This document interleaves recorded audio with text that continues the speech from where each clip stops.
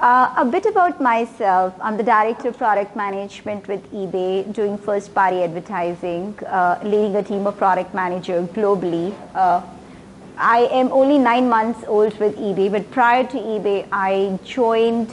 I have an interesting career. I was at Yahoo, working there as Director of Product Management, leading advertising. Primarily, my focus has been ad tech. Building the DSPs, SSPs of the world. If you know this terminology, it doesn't matter. If you don't know, it doesn't matter. It's net, it's product management. And then I was hired by Flipkart, which was the first e-commerce company I shifted to. It's India's largest e-commerce company. Doesn't have a global presence, but it's the fourth largest e-commerce company in the world. I ended up heading their products for post-purchase experiences. I was the head of products and the first expat woman to be hired from Silicon Valley, relocated to India, Bangalore, to head their product in addition to design teams and product operations. After a year and so with Flipkart, we decided to relocate back and come back home, and that's when I joined eBay. So this is my career. I did my master's in computer science, have a technical background, and also have an MBA in marketing. I think I told my entire history. In some of you, when I asked this question, are you an aspiring product manager, are you a product manager? When I started my career with a master's in computer science, it was easier to get a technical degree or a technical job, irrespective of what you want to be. So that gave me my first foot in the door. I started as an engineer. 2 years into engineering, I got my first opportunity to get into product management. And I think I've never looked back since then. I fell in love with this profession head over heels. And over the time, I would say that there were, at least for the time when I did my MBA or when I got into product management, there were no best practices of product management. There were no consoles that many companies have now set up, which are called product consoles, where they try to enforce, what a product management function should be, what should be the definition of it. So these things evolved over the time. I learned product management hard way. From anything to everything, I have been in meetings with the people who are quite senior in product management, and they have laughed at it. They said, it's so hard to explain to my mom what I do because she doesn't understand what product manager is. If I tell her, you know what, I work on this website. Oh, she says, oh, you designed this website. No, mom, that was a designer. Okay, you did something that works. This checkout function was written by you. No, that is the engineer. So what do you do? So it's very hard to explain. And I have been with the people who have done product management long enough to call themselves as the CEOs of product manager of the product, which means anything to everything that goes wrong is your responsibility. Everything that goes right was done by somebody else. If you understand that, that will be easier for you to adapt that you're a product manager and this is how it's going to work. If you can't accept this, then probably now you still have a time to think about, is this the right profession for you? So, net, I end my monologue and I'll get into what I'm here to talk about. But as I said, I welcome the opportunity to ask questions. Look, many of you must be like, you might be an engineer, you might be a designer, you might be in tech support, analytics, and you're thinking of making a switch to get into product management. Trust me, it's a very roller coaster ride. You will be awarded for certain things. You may not be recognized for many things. And you have to understand that this is a choice that you guys are making intentionally. So be ready for it. The best thing about this job is when you see, so okay, I'm a mom and I'll tell you, the time when you give a birth to a baby, seeing that baby growing is a very different feeling. And this is how I feel about the product management. Giving birth to a product, and once that product is launched, it's going to have a much longer lasting life than you will be there with the company or not. And that's the reason I love this. Look, if you're a developer, you're probably going to be working on a particular feature. You will never see that picture end to end. When you're a product manager, you see it end to end, you develop it. So, that is one of my biggest satisfaction. Another thing is this job puts me in many different challenges. In each of the roles I had with product management function in various different organizations, whether it was enterprise or whether it's a consumer company, it has thrown multiple challenges my way. It is never the same day again. So in certain times when you're talking to the customers, the way you are learning, I think that gives me immense satisfaction. it's even today's this event, I'm hoping while you're here to learn from me, I'm also going to learn few things from you when I go away. So that is my hope from this event, and that's the reason I want to encourage each one of you to ask questions, because nothing is silly. Look, when you'll ask, that will probe me to think from my experience and answer that question for you. So just note it. By the way, one other anecdote I'll share for the aspiring product managers. Look, an opportunity presented itself for me to get into product management. Till then, I didn't know what product management is. But for you guys, I'm not looking back at my career. That is not what I'm going to encourage you to do. I would say if you're actually if you're interested in getting into product management, don't wait for an opportunity to come your way. Just go and try it out. If you're an engineer, very likely you'll be seeing other product managers, or a director or a VP of product management that do not know that you exist. So this is your chance to set time with them on their calendar and talk about what does it mean. Just meet them for a coffee. My point is, I waited for some time for this opportunity to present itself, though I wanted to be in product management, but I didn't know what is expected out of it. I didn't go for any formal training. You guys are here. You are here for a reason. Either you believe that this is the right thing for you, or your takeaway will be, I tried it, I looked at it, I don't think I like it. I like what I'm doing. But if your motive does not change, if your aspiration does not change, don't just sit. Just try it out one time, having a coffee with other leads in the company, and just show your interest. You never know at what point of time what opportunity is waiting for you, and that may knock your door. I find it hard to talk to people who are like 17 and 18 and just tell them that when I was 17 there was no Facebook. So I know that the way the self-driving cars and then these robotics, the artificial intelligence is blooming. Very likely, if you're talking to another, probably those 17 years old, when they'll talk to somebody who's like 4 or 5 years old, it will be hard for them to explain that there was a word when there were no self-driving cars. I think Uber actually covered a niche that none of us ever thought about. We all drove cars. Did we ever think about like the technology in this way? Taxis has been there for a long time. Before Apple came with iPod, didn't you know that Walkmans existed for a long time? Could somebody ever think about it? That look, I mean, it's just a matter of few years that this is going to be old generation technology, and they came with like downloading music. We still used to put the cassettes and CDs in the CD player and just put it on our head and walk. Then iPod changed the entire thing. I think this is technology. YouTube, what do you think about it? It's nothing. I mean, what do they have to do? Just come up with a technology platform and just offer it to the world, and people just run over posting videos from their own houses, their own stuff, and want the entire world to see. Awesome. They're not even like, they don't even have to pay for the content. Yes, they're going to premium content, but this wasn't the idea that YouTube started with. So I think these are some of the things that evolution of Netflix, if you think about it.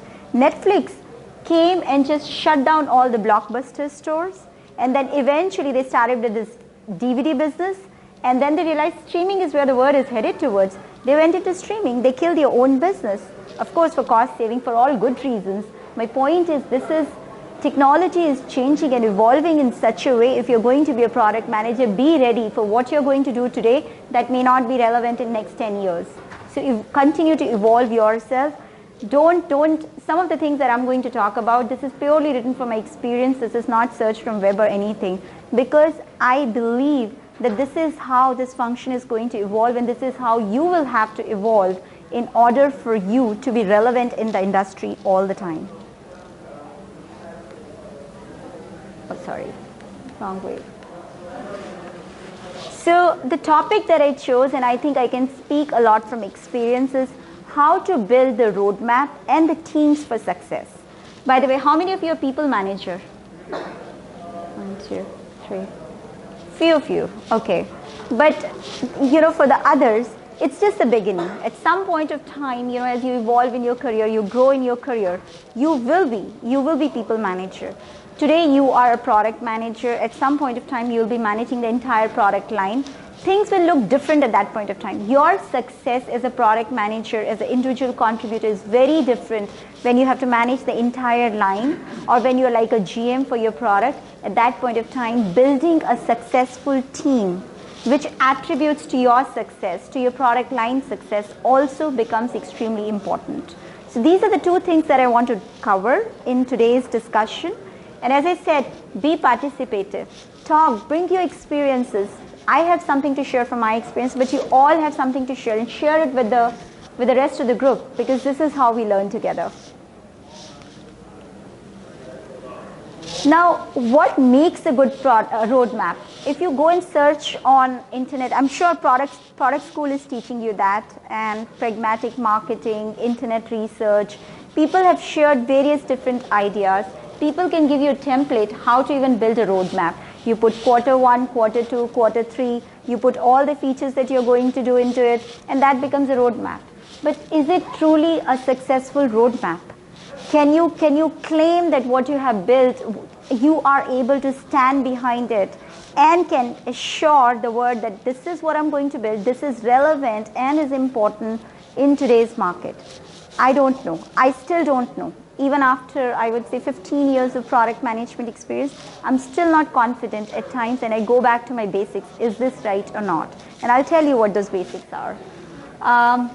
Teams will come to the same thing. As I said, building a product and building a team is very important. And at that point of time, I'll be talking about certain dynamics that play within team. When I say, things like, hey, your team should have different people, should have different skill set, but also make sure that there's one person who has accountability. You don't want to go to 3 different people to ask the same question, and you do not want to hold 3 different people accountable for some one product success. Trust me, at that point of time, you have already signed up for failure. Another thing that I wanted to highlight, this is something that Google made this as a basic principle. And as the inflow of product managers from Google to rest of the world continues, it became a factor which is now considered to be the best practice in product management, that is measure. Something that cannot be measured should not be built in product management, period. If you're building a product, define what the KPIs are, what are the key performance indicators, and where you want to see yourself, something being called success. It is, let's say you're building a new app, having more number of users, active users every month over month, is that success for you?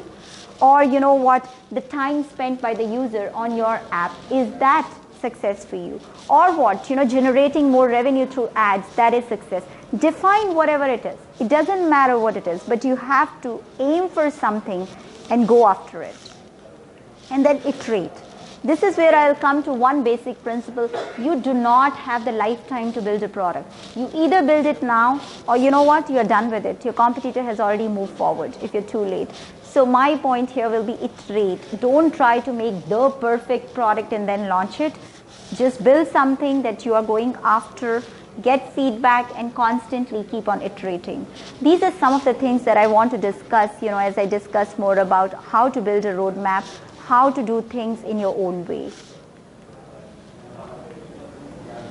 Okay, what makes a good roadmap? As I said, template is very easy to download from the internet, and just filling the template also seriously does not take more than like 2 hours. Just go and talk to your engineering team, what is important, they'll give you a list of things that are important. Go and talk to your marketing manager, what is important. Your salesperson will give you a huge list of things that they believe all the customers want. Great. You can talk to, other tech debt items that you talk about.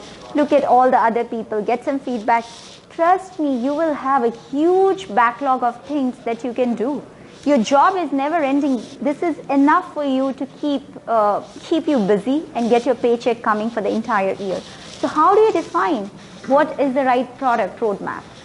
So the basic principles, I would say, when people cannot challenge you, that number one principle is that you have spoken to your customers. You know your customers in and out. That is when you're confident and you have taken the control in your hand from entering, from sales. And when you speak, you have a clout in the company that holds value. So when I say customers, do not be shy. If you're a product manager, be ready that you're going to be in front of the people. You're going to present yourself. Presenting means representing your company. I don't mean like public speaking. My point is representing your company. You'll be talking to them.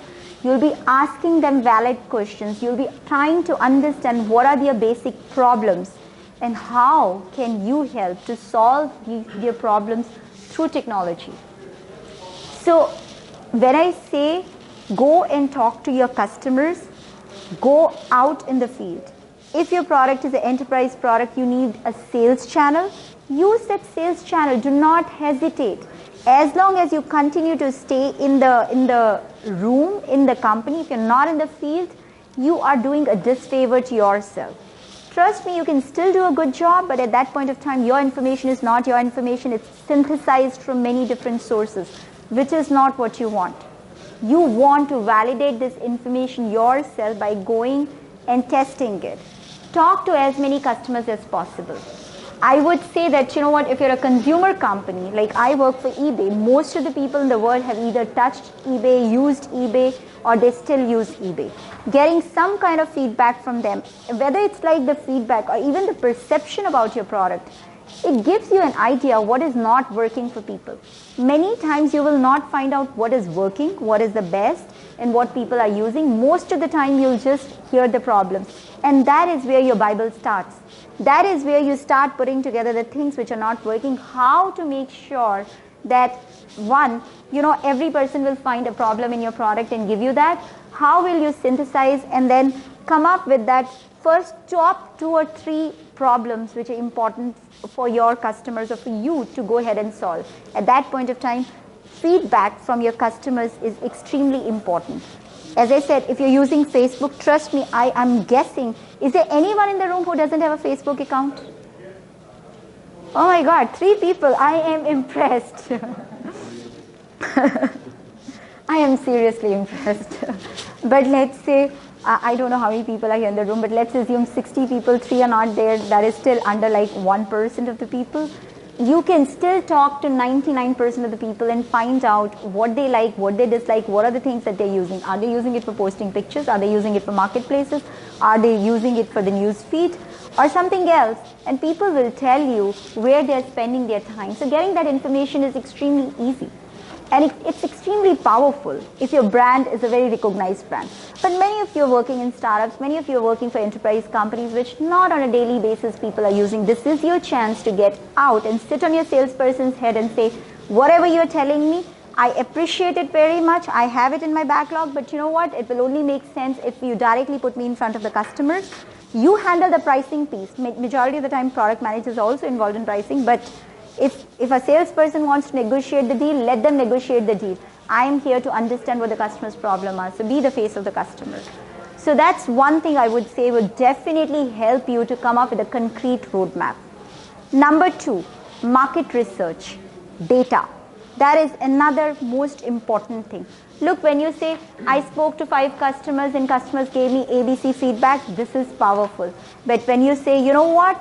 When you're building a product at scale, when you're saying, I analyze the data for billions of the login accounts in Facebook, and I can see that 50% of them became deactive in 6 months, and here are the reasons why, and this is what the data is telling me, that is an awesome thing. At that point of time, you probably are the only person that nobody is going to challenge in the room. People may ask questions, but they're not going to doubt your research. So those numbers, that market research, that data is extremely important for your roadmap if you want to be in charge. Trust me, there are majority of the product managers, what they end up doing is they let people drive what their roadmaps are. So at that point of time, you're not in charge. Yes, you're a builder, but you're not a product person. You're not a product manager. If you want to be the product manager, keep control within your hands. And to keep control within your hands, that is when I say data is extremely important. I do not expect a product manager in my team to be efficient and proficient and know it all. No, use the resources in the company. That is the reason that you are not the only one working in the company. That is the reason that company has put a data scientist, analytics, person, there's a salesperson, there are tools which are built, there are dashboards which are built. Look at them and see how your business is doing, what your customers will need in the future, where the gaps are. So that market research is extremely, extremely important. And the third thing is explaining what the benefits are. Communication. For a product person, it's a very important thing that you can speak multiple languages. And I don't mean English or Chinese or Korean, those are the languages I'm talking about. No, I'm talking about when you're talking to an engineer, very likely you're going to communicate to him what he or she needs to build. But when you're talking to your customers, explaining them features is useless. That is not the language you should be talking. Change your language to what are the benefits that your customers are going to see from your product. Explain them what are they going to gain out of it.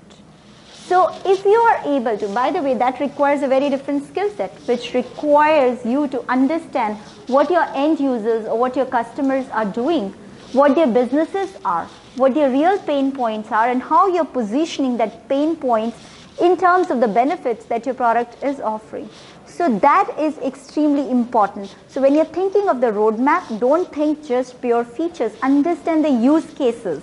What benefit will it provide to my end user? Am I solving for some problem? Look, at times what happens is when you go to the classes, people will tell you the techniques. How you apply those techniques is entirely dependent on you. Product management has been a waterfall model. Okay, I wrote a big PRD. I sat with my engineering. We did the PRD evaluation and analysis. They asked me the right questions. Done. Now the engineering team started building the product. That was the old way of doing things. Then we moved to agile. Okay, what do I do? Instead of the PRD, which they made my life easy by not having me write the 32-page PRD, now I've jumped to user stories. I construct a small story for every problem, every use case that I want to, put it in the form of a Jira ticket or an Epic in one of the tools. My engineering reads that. I define the success criteria. Done. I'm done. And I'm sitting with the team in terms of backlog grooming. We are doing the sprint planning. All that is happening. But these are the tools.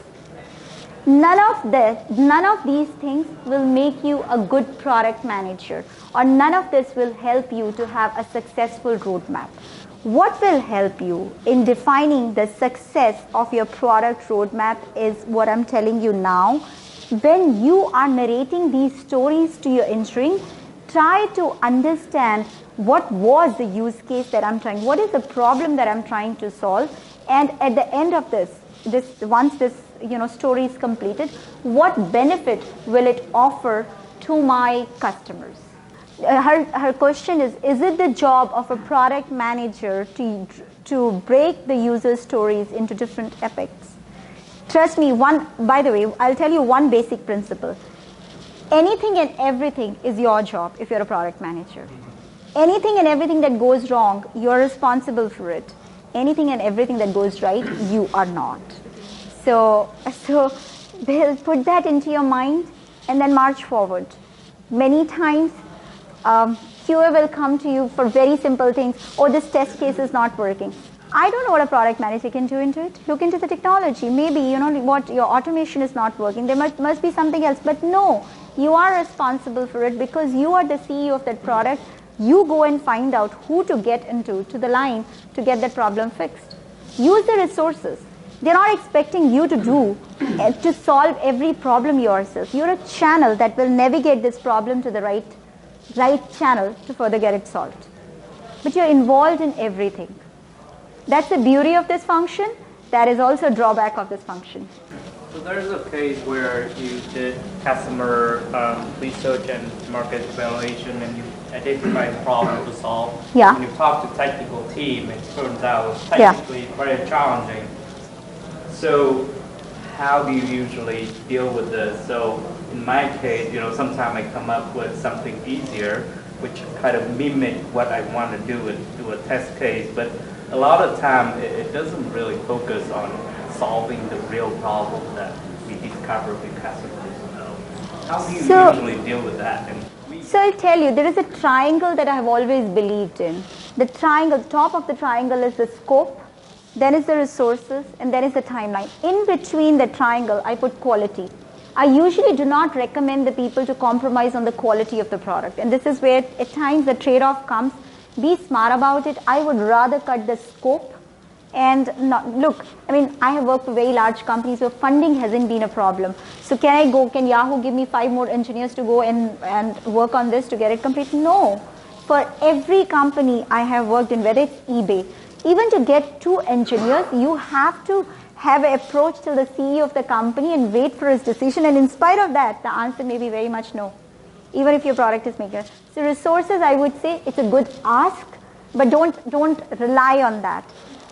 What is in your hand, right? My case is opposite. I have very little amount of people. So resources, large or small companies, resources will always be a challenge. What do you control is the scope of the product or the timelines. Now, either one possibility is you negotiate with engineering and you can say, take 1 more sprint. I'll not release this and get it done my way because these are my requirements. I'm not going to cut down on this. So take 1 extra sprint. I'll go back and set my customers' expectations and I'll tell them this is not happening end of Jan. It will happen middle of March, and you bite the bullet and you're okay with that. But if I would say don't change from, like, if it shifts by 1 or 2 sprints, okay, but if it shifts by months, that's another trade-off that you should think differently. What is important? Going to the market now is important in a hacky way, or you know what, we can wait because the quality is important. The real problem that I'm going to solve is going to take few extra sprints. Second thing is scope. As I said, you know, these are the only 2 things, levers that you have. You can compromise on the scope or you can compromise on the timelines. Just play a trade-off, but if you're extremely certain that this is the problem I want to solve and engineering is coming in your way with a hacky solution, which is partial solution, not going to work, you are the product lead. They need your sign-off to get that happen. Don't give that sign-off. Marketing will never be sitting with the engineering and building the product. Product management will be. Accountability is another thing. Product marketing comes post your product is launched or midway your product is launched. They do not define the requirements. They just tell you possibly this is what the market is looking for. You define the requirements. You prioritize those requirements. You sit with engineering to build it. When they will come into the picture, they're going to take what you have built, put a nice spin over it, which is in terms of like how to position this in the market. What are the key benefits that we are going to talk to the market about? What is the external facing material that we want to put together, that collateral, press release? That is the function of product marketing, and they come much later than you have started building the product. So it's a big, yeah. In certain cases, it does happen that, you know, if your sales team is too large or, you know, what the customer, and it's spread over marketing, certain few marketing people put something which is in the form of a backlog, but they'll never be able to prioritize it for you. So what they'll do is, and I've seen that, people doing tally, which is like for this region, this salesperson, how many votes am I putting against this feature? So that helps you to synthesize the information. I would say the decision still lies with you. And as I said, if you want to be a respectable product manager, do your own research. Bring your own data. Challenge them. That is when basically you have earned your respect and your clout in the organization to build the right product. Trust me, I would say that there are many product managers. Out of 10 people who want to be good product managers, let's say 5 of them are capable, only 1 or 2 will have the trust of the organization to go and build it. Remaining 3, just die of perception. Don't let yourself be one of those. When I used to prepare the roadmaps for Yahoo, we initially prepared the roadmaps for 3 years. And then we said, okay, we'll stick to it for 12 months. But then, we have the vision put together. The whole thing about vision, strategy, and from there, the roadmap analyzation, we put together everything for 3 years. But we know that this changes, and I'll come back to your second question. But the evolution of this whole thing has changed so much. If you want to be relevant in the industry, nobody knows what's going to happen in 3 years. When I was working for Yahoo, it was all about desktop. The entire Yahoo's revenue was coming from desktop. Before we realized, Facebook proved to the world, you know what, we can do mobile very well. We can do mobile right. And that's when we realized that, oh, where are we? People are shifting their focus from laptops to smartphones. Smartphones are in everybody's hand, and that's when people are looking at the apps. Where are you, Yahoo? How did we miss that game? And I'm not blaming that company, I'm blaming myself as well. I was very much a part of it, and we couldn't see this shift. My point is, in 3 years, what will happen, you don't know. If every person, if a 10-year is holding the cell phone, in the matter, that is where the market is headed. Trust me, you have lost the battle by still building the same old products, and your 3-year roadmap is of absolutely no use. That's one thing. And one experience I wanted to talk about was from my Flipkart experience. Now, interestingly, Flipkart is India's largest e-commerce company, or it's called the Alibaba of India. However, they are also threatened by Amazon as a competitor. 2016, when I was there leading their products, the only thing we discussed about is Amazon, Amazon, Amazon. Bezos at that point of time decided to put $3 billion in Indian market to make sure that Amazon becomes the #1 company. Every day we are sitting in the room saying, what is Amazon doing? Let's see what they're doing. The reason I brought that up was the roadmap that we put together was only valid for 3 months. After 3 months, nothing matters. What we put together at max was, okay, a vision for 18 months, but nobody looks at it beyond 6 months, because we know we are going to change. The day they launched Prime membership in India, same day we were sitting there in the room saying, does the loyalty program works? What is Flipkart's loyalty program? Should we introduce one? So, and that was nowhere there in the previous roadmap. That was not even planned. We had no resources carved out for this. But we realized they introduced Prime. We were not threatened by Prime actually, but in India there's something called, like we have Black Fridays and Cyber Mondays here, there's something called Big Billion Day sales in India. And that's similar to Singles Day in Alibaba. That is a Diwali sale for 3 days, and that's where the company makes a huge amount of money. I think Flipkart did very well in 2016 in Big Billion Day. That was one of the success highlights. But the day we read in newspapers that Amazon did very well too. And you know what? They sold a lot of Prime membership. That is when the whole cycle starts ticking. What does it mean? It means the people who have bought Prime membership, they're going to come back and they're going to make purchases onto Amazon. They're not going to come back to Flipkart. What does this really mean? And trust me, at that point of time, everything that we have written in the roadmap didn't matter.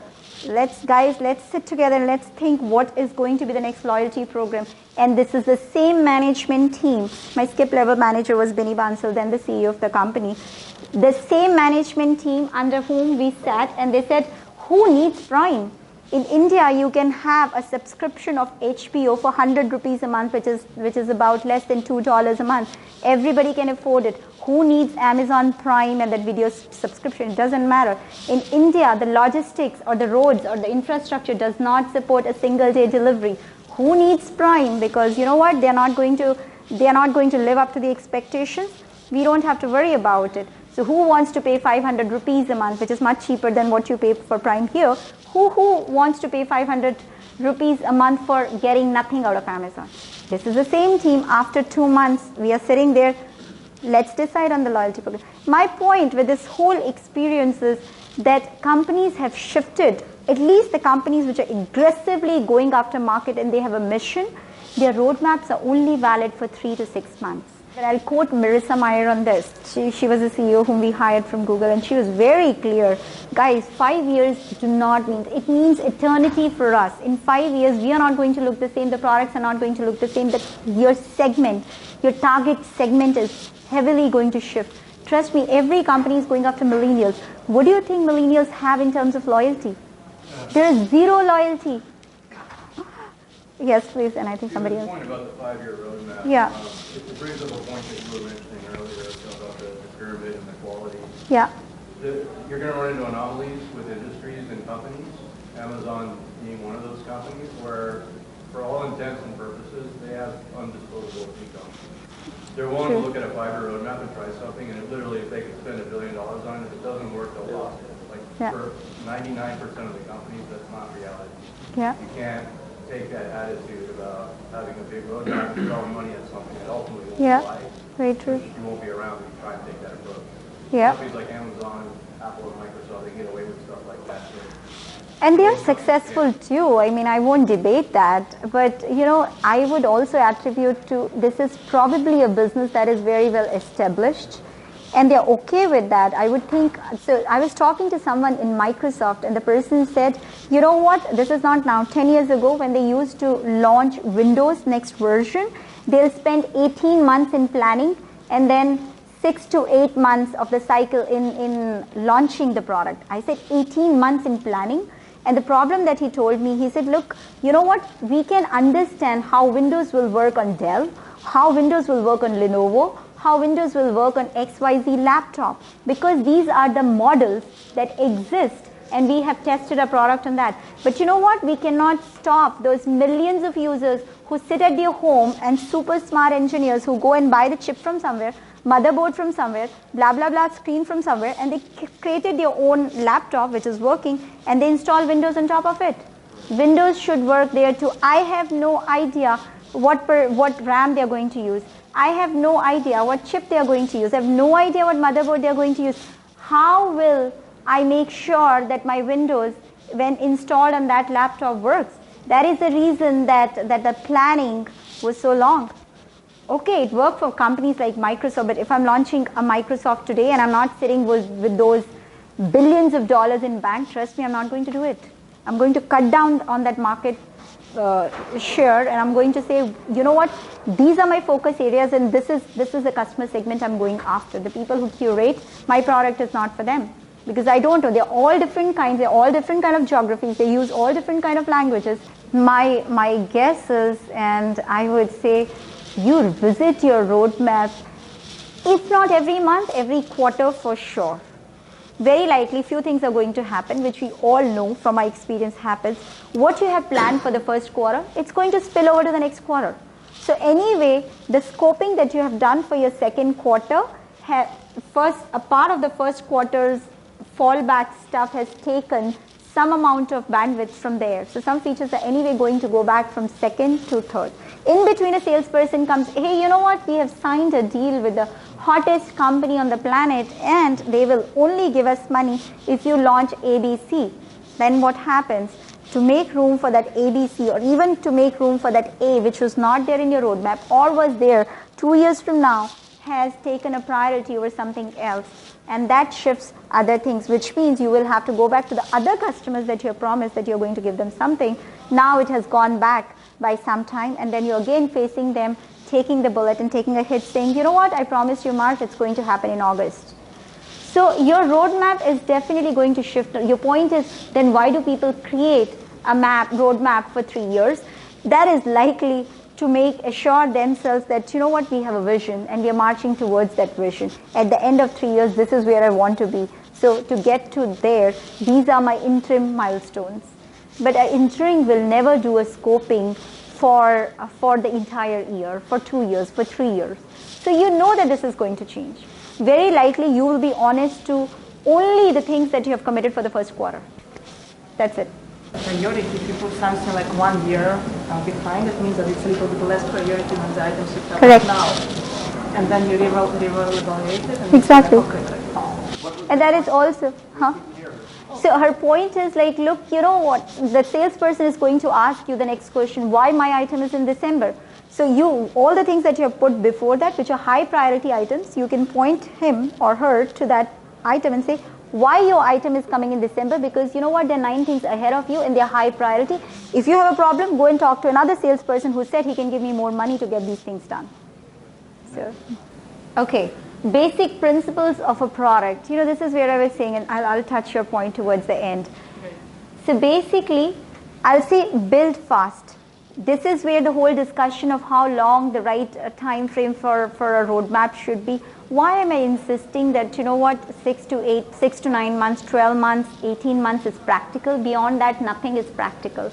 That's because the market is changing. As I said, you don't know what people are using. When Yahoo acquired another company called Tumblr, it was used as a blogging site for all millennials.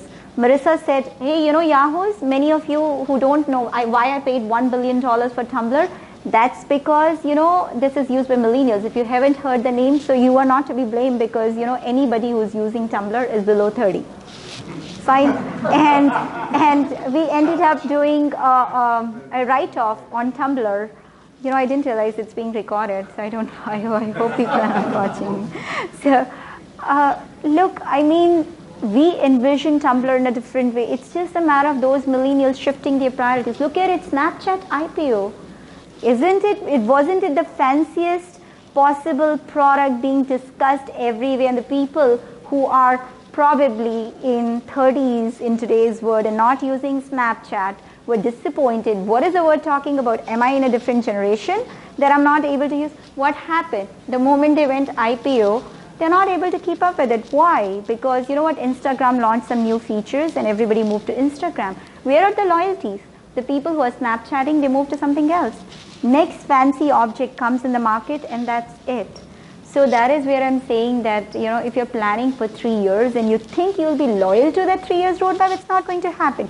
Be agile, build fast, move fast. That is important.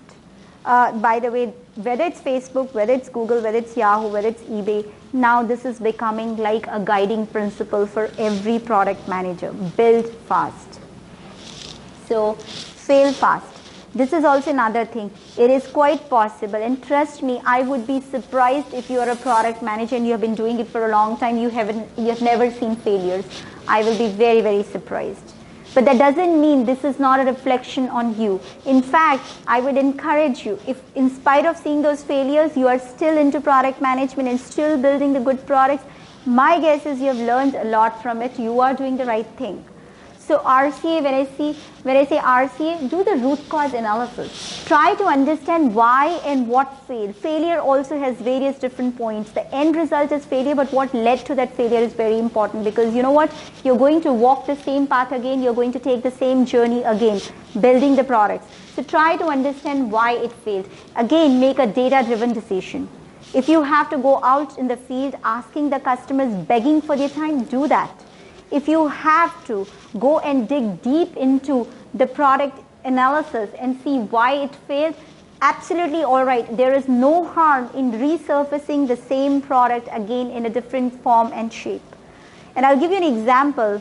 This is Amazon, and they were talking about, you know what, Alexa. I think they were talking about voice technology, and I'm trying to forget what product they actually introduced. They said we are repurposing that product. Though product was a failure, complete failure, we are using the technology in Alexa.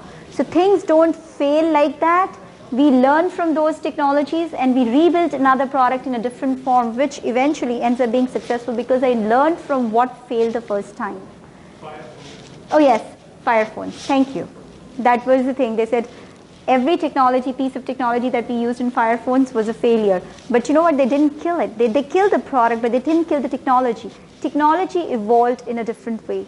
Google is also working on a product. Google Glass is a failure, but they're looking at how to enhance their technology in various different forms, whether it's in the form of a pixel or something else. They're going to re-evolve that. People keep the technology at times. So failing is not bad, but do the analysis to understand why you failed, because as I said, you're going to walk the same path again.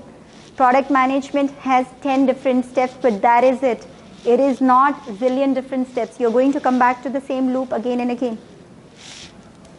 Define success. So this is where I was saying, if you cannot measure something, it should not be built. Your KPIs should be the first thing you should define. When you're writing your story, make sure the completion of the story defines what the success of that story is. That is important. Measure yourself. Have a scorecard. Tell yourself whether I did a good job or not, whether you were green on it, whether you were orange on it, or whether you were red on it. And if you were red, it's okay. You cannot be red the next time. You cannot be red the next time. Or maybe there is some longevity to it. You can be red 2 times, 3 times, but not every time. Learn from it, move forward. So that is important. Define what the success is and then iterate. As I said, look, when you're moving too fast, very likely you're going to miss certain things. You're going to make compromises. You're going to fail on certain things. So what do? In the next iteration, try to fix. If you're taking too much of tech debt, have a little bit of resources assigned to it so that they continue to fix. Having a tech debt, is it an ideal thing? No. But you know what? No product manager will ever be recognized for taking care of all the nice tech debts that they had in the product, they will always be recognized for the best product they built that works, that functions. Behind the scene, you compromised on the technology, you took a tech debt, nobody is going to remember that. So you make your call how much of the compromise you want to do on the technology to get the product out of the door. With some compromises, you iterate over it, continue to fix it, evolve over the time. That's your decision. And again, look at your company situation, look at your roadmap situation, look at your resource situation. That will dictate some of these decisions, and no decision is wrong. First time it can be wrong because you didn't know. Second time it can be wrong because you didn't have enough information. Third time if you made a mistake, then it's genuinely your mistake. Make sure that you understand that very well. Okay. So one question you had early on, right? And I'm going to touch it in this slide. Tell me if it's not covered. Ask me that question again. Basically, if you see last point that I put, and that is also a very important point, learn to say no. Important value of a product manager, what you can do yourself a favor by saying no. Trust me, people are not going to like you, but they anyway don't like product managers, and that's all right. That's completely all right. But you know what, you're setting the expectations right. Now, if you have the bandwidth to take it on more, you are going to be applauded for it. And that's awesome. But you saying the no is the right thing to do for yourself, for the company, for a product. Because you know what, the person will escalate, they'll cry, but they'll know that ultimately it was your decision, they'll beg. You have the right to make that call. So please do that. Don't take 20 things and say yes to it and then you're struggling to finish all of them. Don't do that. Okay, back to my first. Challenge the status quo. The way things have been going, if they continue to go the same way, your outcome is not going to be any different from what your predecessor has gotten, what their predecessor has gotten.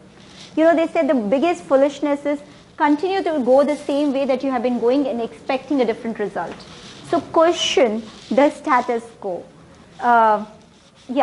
So if things have been going in a certain way, which are not data driven, everything is gut feel, you have every right to question. Trust me, as a product manager, you're far more powerful, and you can use that power to the best of your advantage by questioning the right things. Be comfortable being different.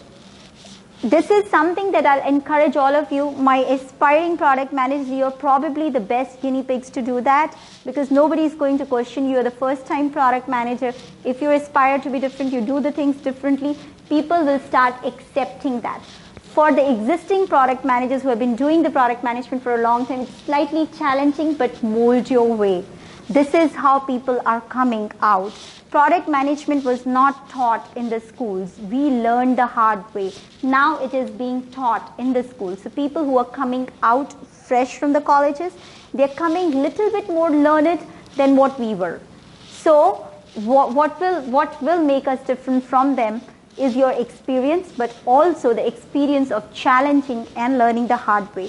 So at that point of time, you being different from them is what your advantage is, which means challenge. Don't take the pressure from the top management as always something that you have to do. If you have to do, be different, be artful, be tactical.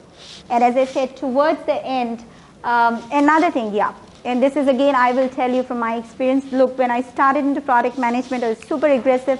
Yes, we have to do, yes, we have to do, yes, we have to do. And probably a little bit of cultural influence. I was born in India, where no is not considered to be the right answer for anything. Your parents say do something, do something.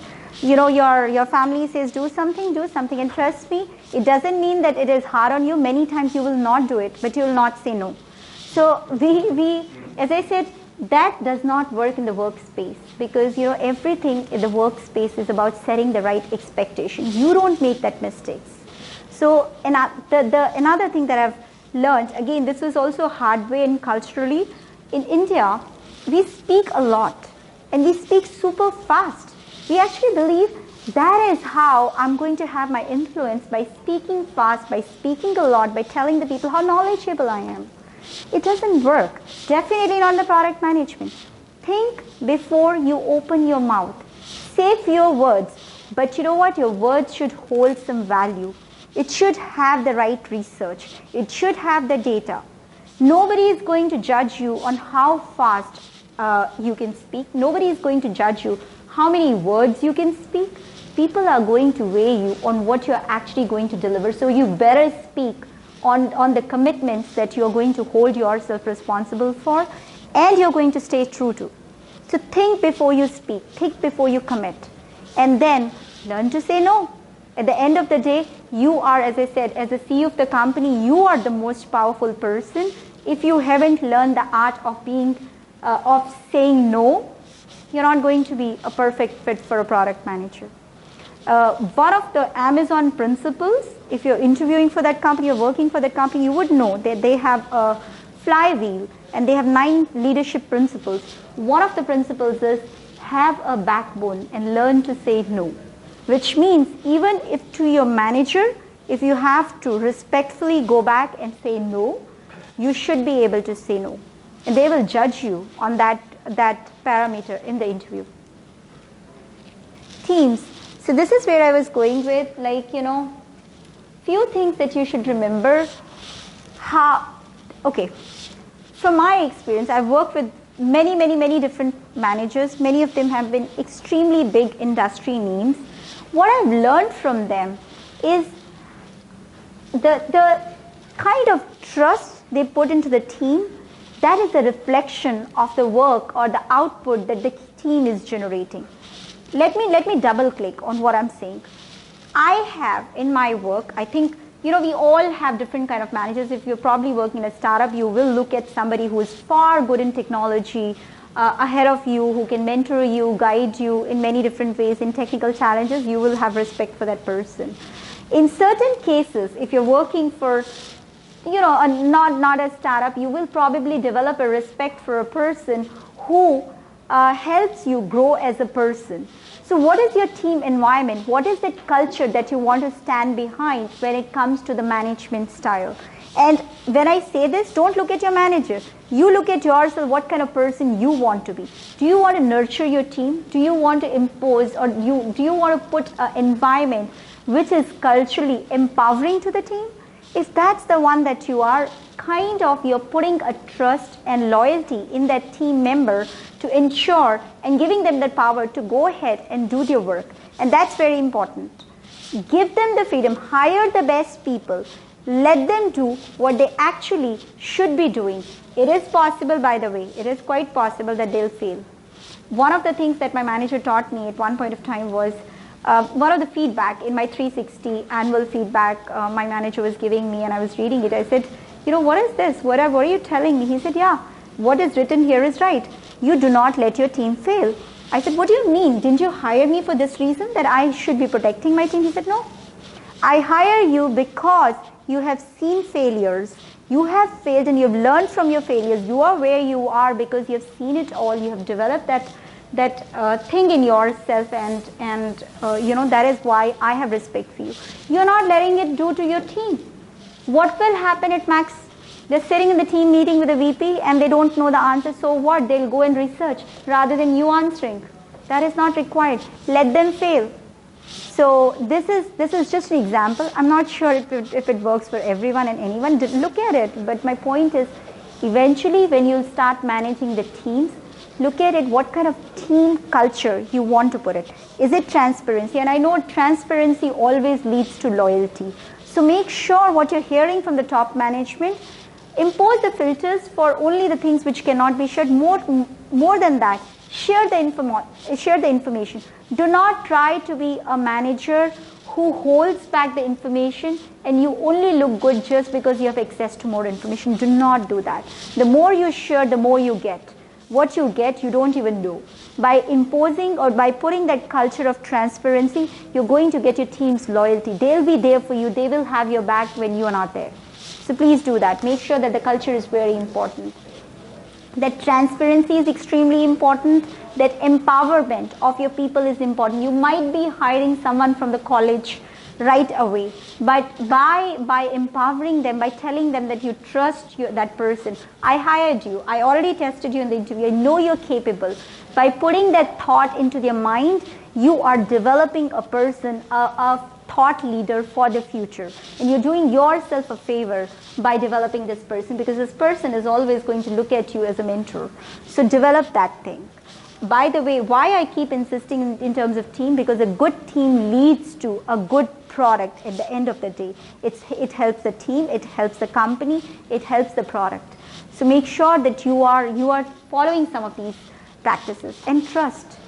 Look, nobody, typically I've seen, people do not come to you to say, hey, you know what, that person that you have hired is awesome, they're doing an awesome job. Most likely people in a subtle way will say, you know what, that person is doing fine, it seems like it's a good person. But when they have a problem with a person, very likely it's just a matter of seconds, you're going to hear an escalation. You know what, I went to that person, what are you talking about, Eric? You know what, David was telling me so and so. How can he say that? You just hired him 6 months ago, and I've been working with you for 10 years, and you know what, he said no to me. Escalations will come to you pretty easily. So establish that trust, where at this point of time you step in and set the other person's expectation because you trust your team. So I would say that building a strong team is extremely important as you go towards the leadership. Product roadmap is not the only responsibility as you see the growth in the company as a CEO. And this is not just like you managing the people, but even the cross-functional team. Establishing that trust leads to very high confidence. It also results in very good throughput. So try it out if you haven't. I know in startups this can be very challenging at times. That environment is very different. It's less empowering. It's more like, you know what, this is what we have to do. We are on a mission. It might be different. Look at what works for your company, but one thing that fundamentally works is transparency, trust, and empowerment. Works for every kind of culture.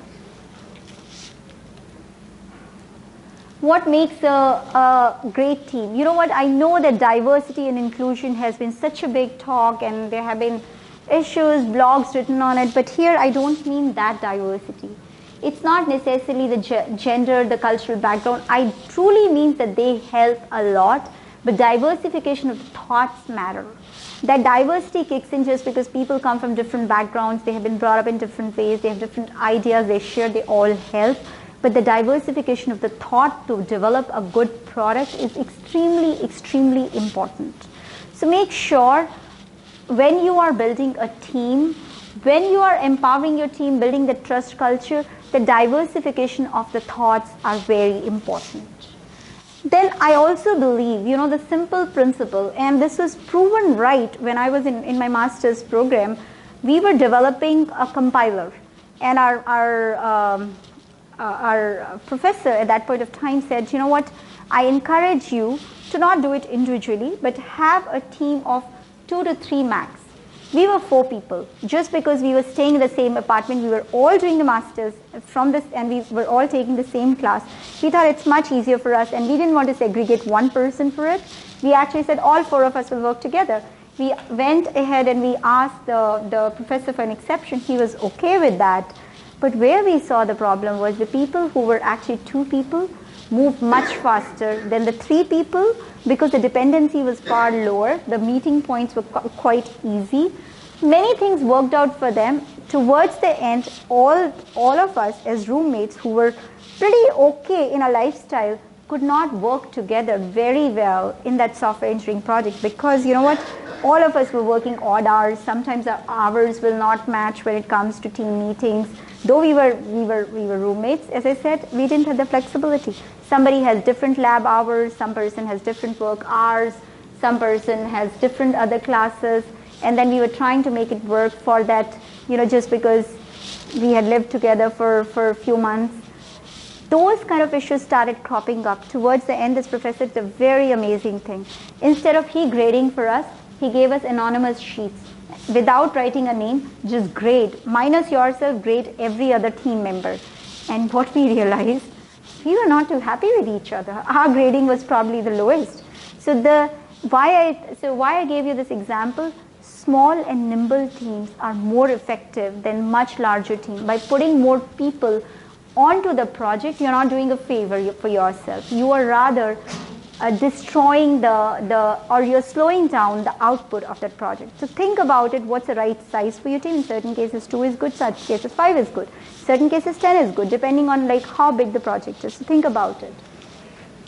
And then clear accountability. By the way, that is very important. Having more people do not mean that I can go to anyone to get the information. There should be one person who has D on it, that is the decision.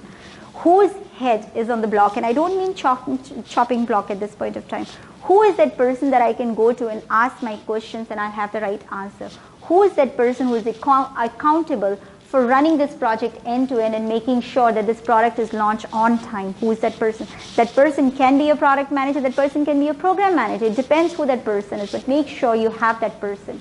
You know, and you have set the expectation with the rest of the team. I'm going to go and ask this person. If this person calls you, invites you, whatever that person needs from you, make sure that person is like you're providing that information to that person. So set that expectation with your team. So this is a simple test, I would say. What makes a good product? To test what you're building, to test what you're making. Doesn't matter consumer or enterprise product. Can you explain that to a 10-year-old in simple language? And do you think that 10-year-old will understand? If the answer to that question is yes, you're doing yourself a good job. You can clap for yourself. But if you cannot explain that to a 10-year-old, you are struggling. What is the value proposition of your product? What your product is capable of doing? Then you need to go back and rethink. And you need to redefine what that vision and strategy for your product is. What are you actually doing? What are you actually trying to accomplish? Trust me, I get it when people say, you know what, our product is extremely technical, it is meant for developers, it's meant for blah, blah, blah. But at the end of the day, can you explain it to a 10-year-old what that product is capable of doing? It should have some benefit that a 10-year-old can understand in a simple English language. If the answer is yes, then yes. If the answer is no, please go back and look at what you're doing. Can you have someone who has nothing to do with your product test and tell you whether it's a good thing or a bad thing? I don't know, but I just heard this anecdote that Steve Jobs, every time he'll come up. He used to be a designer. He was from the business and he was a designer. He wasn't somebody or a programmer or a technical person. Every time he'll come up with a design, he'll have his wife test everything and navigate through that. Wherever she's failing, he's capturing that data points. So do that to your product as well. It's possible yours is not a consumer product, but at least try and test with someone that has never used your product before and see if that person is able to navigate it easily. So do that user testing on someone that has never used your product and does not understand. That is a very good empowering feedback that you will get and will be useful for you.